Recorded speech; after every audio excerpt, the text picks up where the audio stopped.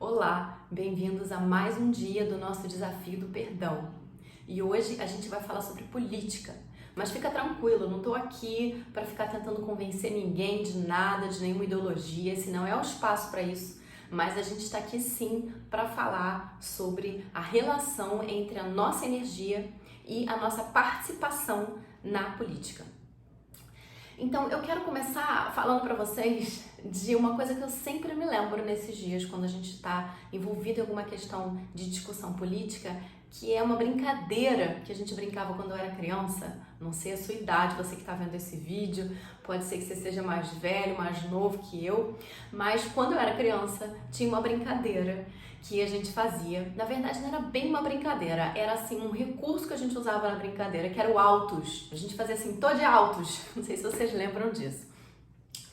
E como é que era esse autos? Era assim, a gente estava brincando de pique-pega, brincando de pique-esconde, pique-bandeira, alguma coisa que você tinha que correr, pegar alguém, e aí a pessoa que precisava, como se fosse de uma licença, de uma certa imunidade ali, por alguns instantes, ela falava assim, eu tô de autos. Isso significava que você não podia pegar aquela pessoa. Então, se fosse um pique-pega, não tava com ela o pique, não tinha como você vai pegar, porque naquele momento ela tava ali de fora. Precisava fazer alguma coisa, precisava ir no banheiro, recuperar o ar, respirar um pouquinho, tá? Então é aquele ali, tô de autos.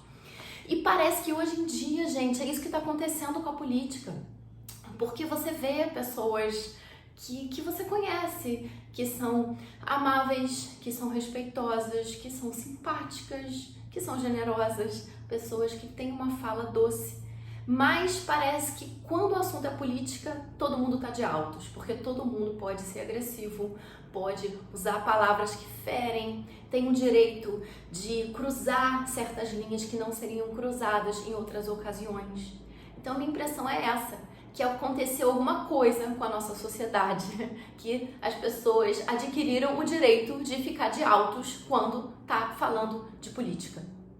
E eu vi uma história esses dias de uma criança que chegou em casa falando assim: mamãe, eu queria pegar uma lança, enfiar bem fundo no peito do fulano de tal, um político, que eu não vou nem falar o nome dele aqui, e para essa lança entrar no coração dele e sair bastante sangue. E quando eu vi essa história, aquilo me deixou um pouco chocada, porque essa criança é uma criança doce. É uma criança que não tem o costume de falar coisas agressivas e nem de agir de forma agressiva. Então isso é mais um sinal do que está acontecendo com a gente. Então no dia a dia tá tudo bem, no dia a dia a gente não fala de forma agressiva, no dia a dia a gente respeita o outro, a gente procura ser generoso e altruísta, mas quando é política, vale tudo. E é claro que isso tem impactos na nossa energia, porque toda vez que a gente cede para uma fala que pode machucar o outro, toda vez que a gente cede para pensamentos de crítica excessiva, para emoções de ódio, emoções que diminuem o outro, que me colocam como superior, alguma coisa que vai fazer com que eu me sinta melhor do que você, porque eu tenho mais capacidade de escolher uma ideologia política do que você. Então eu sou melhor do que você. Toda vez que a gente vai para esse lugar, é claro que vocês sabem que a cada pensamento, a cada emoção correspondem também energias. E se essas emoções e se esses pensamentos são negativos, a gente está criando dentro do nosso sistema energético um caminhão de energias negativas o tempo inteiro, o tempo todo que a gente se envolve nesse tipo de prática. É preciso rever isso e saber que essas coisas podem deixar rastros dentro da gente. Talvez você não consiga ver a raiva ali no seu joelho, ali no seu estômago, ali no seu pescoço, mas a essa raiva corresponde uma energia. E essa energia, sim, pode ficar alojada ali, criando uma dor no joelho, uma dificuldade de andar, uma dor de garganta, criando qualquer tipo de incômodo. Eu tenho pacientes que falam para mim assim: Lívia, eu não tenho conseguido dormir por causa da política, eu fico pensando o tempo inteiro nisso e eu tenho dificuldade de dormir. Então as pessoas já estão com insônia, isso para falar de casos mais leves. Por quê, gente? Porque grande parte dessas emoções, desses pensamentos, geram energias sérias, energias pesadas, e essas energias atrapalham o nosso funcionamento com saúde mental, com saúde emocional. A gente precisa olhar para isso. E aí, falar também sobre a nossa participação nesse discurso político também envolve falar sobre diferentes níveis de agressividade. Então, quando a gente fala em agressividade, aquela forma mais óbvia, que é bater em outra pessoa mesmo, né? Aquela agressividade física, a violência física mesmo em si. Essa talvez seja a forma mais óbvia, algo que vem à nossa mente quando a gente fala em agressividade. Mas lembra que a agressividade e a violência também podem adquirir formatos um pouquinho mais singelos, mas que não por serem mais singelos se tornam menos ruins. Então lembro de alguns exemplos aqui que eu tenho ouvido falar esses dias, especialmente dentro do consultório. Tem pessoas, por exemplo, que estão postando coisas nas redes sociais o tempo inteiro. E tudo bem a gente postar, a gente usar as redes para se comunicar. Mas quando uma pessoa posta alguma coisa assim, dizendo que quem opta pela ideologia oposta é um idiota, vamos supor, eu já vi coisas assim nesse sentido, uma pessoa que vai ler aquela postagem e que é afiliada à ideologia oposta, ela vai se sentir ofendida, não vai? Vai se sentir magoada, pode se sentir humilhada, aquilo pode mexer com a autoestima dela, aquilo pode fazer com que essa pessoa se sinta mais enraivecida também, pode despertar ódio. São consequências de uma simples postagem, porque tem gente que fala isso, né? Ah, não, eu não me envolvo em discussão política, eu não converso com as outras pessoas para não magoar ninguém, mas aí você vai ver o que essa pessoa está dizendo nas entrelinhas, o que ela está dizendo não com as palavras dela, mas com os atos dela, o que ela está gerando, quais as consequências daquilo. E eu vi uma outra história também esses dias, uma pessoa estava me dizendo que ela tem um grupo de WhatsApp, assim como muitos de nós temos com membros da nossa família. E esse é um grupo reduzido, um grupo que tem menos pessoas, é um grupo de família mais próxima. E essa pessoa me dizia que, justamente por serem pessoas mais próximas, que estão ali naquele grupo de WhatsApp, elas conheciam já as ideologias políticas umas das outras. E existia um pacto tácito ali, algo que não era dito, mas que era observado, no sentido de não fazerem postagens políticas. Então as pessoas conversavam sobre coisas da família, mandavam fotos e perguntavam se estava tudo bem, coisas que a gente faz com família que a gente gosta, mas ninguém postava nada de política. Isso nunca precisou ser dito, simplesmente acontecia, simplesmente era parte ali de um acordo que fazia com que aquelas conversas pudessem continuar saudáveis. Até que um dia uma dessas pessoas começou a postar coisas políticas ali, mesmo sabendo que tinha pessoas naquele grupo que eram adeptas a ideologias diferentes, postando. Então essa pessoa que me contou era a pessoa que está nesse grupo e que estava recebendo essas postagens. Então ela estava me falando do incômodo que ela sentia, como que aquilo era ruim para ela e que ela estava ali se esforçando para não entrar naquela briga, não entrar naquele embate, não responder aquelas mensagens, não começar também a mandar mensagens políticas, como que era um esforço muito grande para ela tentar não engajar na mesma conduta. Então, como que será que a gente pode estar também agredindo o outro, mesmo que não de uma forma tão óbvia, mas dessas formas mais sutis, um pouco mais escondidas? Como será que a gente hoje, na política, pode estar afetando as outras pessoas? E aí, pessoal, também quero dizer uma coisa para vocês, estou aqui me segurando, preciso falar para vocês que tudo isso que eu estou dizendo, em hipótese alguma, é para ser confundido com um pedido para que as pessoas se omitam na política ou não corram atrás do que elas acham que é certo socialmente. Nada disso, tá bom? Eu não sei se todos vocês me conhecem aqui, acredito que não. Muitos de vocês podem estar entrando em contato com o meu trabalho, com o trabalho do DEVAC pela primeira vez aqui nesse desafio. Então eu quero dizer a vocês que eu venho de uma caminhada de luta social. Quando eu estava na minha faculdade de Direito, eu criei uma ONG, então nós íamos para escolas públicas ensinar a cidadania para crianças e foi um período lindo da minha vida, aprendi tanta coisa. E mais tarde, um pouquinho, eu fiz um mestrado na Universidade de Harvard, nos Estados Unidos, focado em direitos humanos e teoria do direito. E em seguida, eu fui morar em Angola como fellow de Harvard. fui enviada por Harvard para morar em Angola e trabalhar numa ONG que era a ONG mais crítica do país, chamada AJPD. E eu vivi ali momentos muito especiais, de muita luta, de ir atrás do que eu achava que era certo.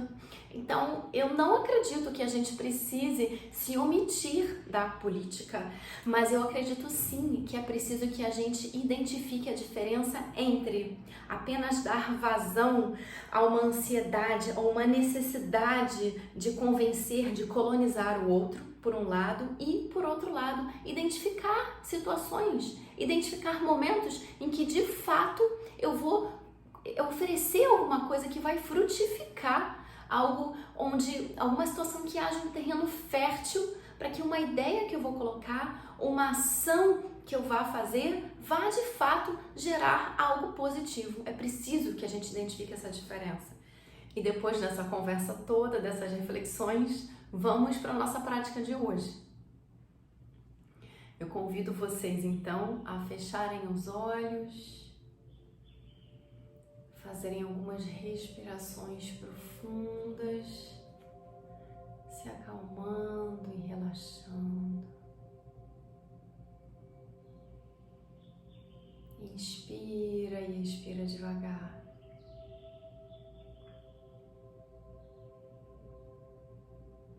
Por favor, pense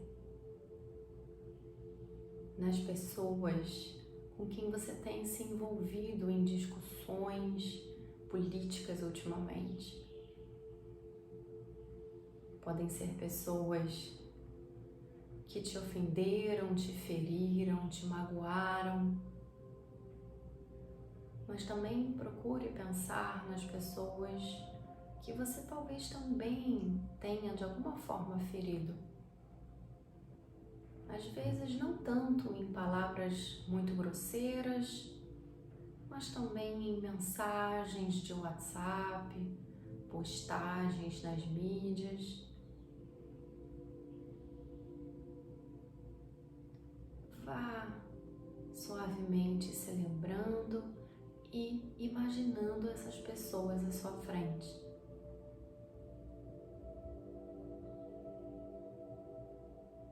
E diga a essas pessoas silenciosamente: Namastê. A divindade dentro de mim saúda a divindade dentro de vocês.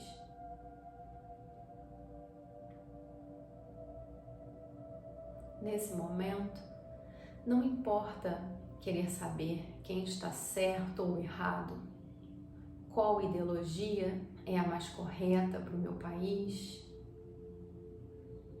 Nesse momento eu deixo essas questões de lado e acesso o amor que existe dentro de mim. Eu opto pelo amor. Eu opto pela paz. Eu escolho conscientemente a harmonia. Eu peço perdão a vocês por qualquer coisa de ruim que eu possa ter causado, por palavras ásperas e duras, críticas mentais, raiva ou ódio, irritação. Eu peço perdão a vocês. E eu também perdoo vocês pelo que vocês tenham feito a mim. Porque não adianta ter razão. Eu não estou buscando ter razão. A minha busca principal é evoluir como alma. Ser amor e vibrar em amor. Eu peço humildemente a ajuda dos seres supremos, dos meus mestres, dos meus protetores espirituais, que me abençoem, que orientem o meu caminho, as minhas ideias, os meus sentimentos, para que eu tenha discernimento e muito amor e possa escolher as situações adequadas onde valerá a pena me colocar. Obrigada pelas energias de paciência, de entendimento e de compreensão. Eleve, por favor, as suas mãos à altura do peito, com as palmas voltadas para fora. Pense no seu próprio coração e compartilhe o seu amor com essas pessoas à sua frente. Que vocês sejam abençoadas com paz, com paciência, com discernimento, com harmonia e afeto, com gentileza e respeito. Bênçãos de muito amor para vocês. Em seguida, visualize agora um mapa do Brasil. Que todo o Brasil seja abençoado com muito amor, com reconciliação e superação das diferenças, com paz e perdão.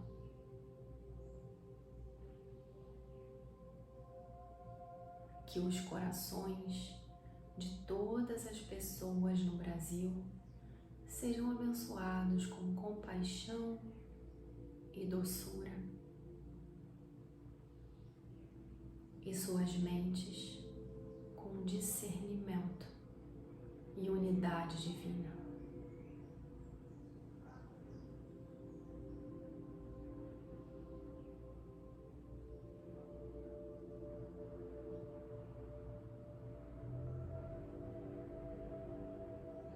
Agora, vamos fazer como fizemos na nossa primeira prática do desafio.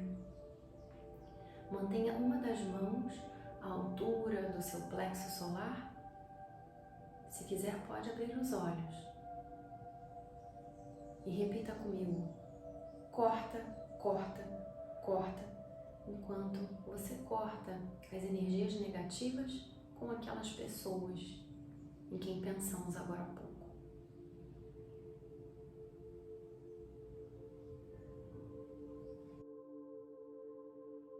Suavemente você pode abrir os seus olhos mais uma vez,